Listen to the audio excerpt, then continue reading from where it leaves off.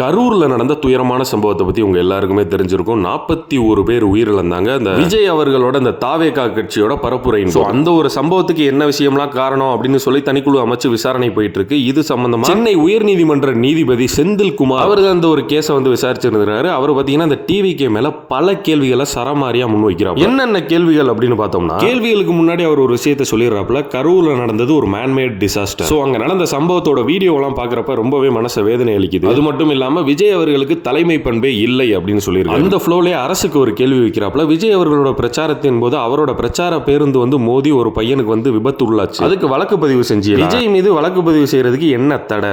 யார் உங்களை தடுத்தா? யாருமே புகார் அளிக்கலைனாலும் நீங்களே வழக்கு பதிவு செஞ்சிருக்கணும்ல. அந்த பிரச்சார வாகனத்தை இப்படி ஒரு விபத்தை ஏற்படுத்தின அந்த பிரச்சார வாகனத்தை நீங்க பறிமுதல் செஞ்சிருக்கணுமா வேண்டாமா? சட்டத்துக்கு முன்னாடி எல்லாருமே ஒண்ணுதான். அரசு அமைதியா இருக்க முடியாது. ஜனாதிபதி, பிரதமர், முதலமைச்சர் இந்த மாதிரி எல்லாரும் பாத்தீங்கன்னா வருத்தம் தெரிவிச்சிருக்காங்க. அதை விட முக்கியமா எல்லா கட்சியை சேர்ந்தவங்களும் மீட்பு பணியில இருந்திருக்காங்க. ஆனா எந்த கட்சிக்காக அந்த கூட்டம் கூடுச்சோ, யார் அந்த நிகழ்ச்சியை ஏற்பாடு பண்ணாங்களோ அந்த கட்சியோட தலைவர், பொறுப்பாளர் எல்லாரும் அந்த இடத்தை விட்டு மறைஞ்சிட்டாங்க. அங்க பாதிக்கப்பட்ட மக்களை, குழந்தைகள் எல்லாம் மீட்டிருக்கணும். ஆனா அந்த சம்பவத்துக்கு பொறுப்பேற்காம தாவேகா செஞ்சது முற்றிலும் தவறான விஷயம் அப்படின்னு கண்டனத்தை தெரிவிச்சிருக்காப்ல. அதோட தலைவர்களும் பொறுப்பாளர்களும் தொண்டர்களையும் விட்டுட்டாங்க, அவங்கள பின்தொடர்ந்தவர்களையும் விட்டுட்டு ஓடிட்டாங்க. ஒரு கட்டுப்படுத்தப்படாத கலவரம் போல இப்படி ஒரு பெரிய சம்பவம் நடந்திருக்கு. அந்த நிகழ்ச்சி ஏற்பாட்டாளர்கள் மேல அரசு என்ன கருணை காட்டுது அப்படின்ற மாதிரி ஒரு கேள்வியை வச்சிருக்காங்க. அந்த கட்சியை சேர்ந்த ஆதவ அர்ஜுனா அதாவது பாத்தீங்கன்னா ஒரு போஸ்ட் போட்டு ட்ரிகர் பண்ற மாதிரி ரொம்ப அந்த தொண்டர்களை தூண்டி விடுற மாதிரியான ஒரு போஸ்ட்லாம் போட்டிருக்காப்ல. அவர் ஏன் இன்னும் கைது பண்ணல? அவர் சட்டத்துக்கு அப்பாற்பட்டவரா? இதை நான் எல்லா நியூஸ்லையும் பார்க்கறப்ப எல்லா நியூஸ்லையும் பெருசா மென்ஷன் பண்ணியிருந்தது என்னன்னா, இது டிவிகேக்கு எதிராக செந்தில்குமார் அதாவது நீதிபதி செந்தில்குமார்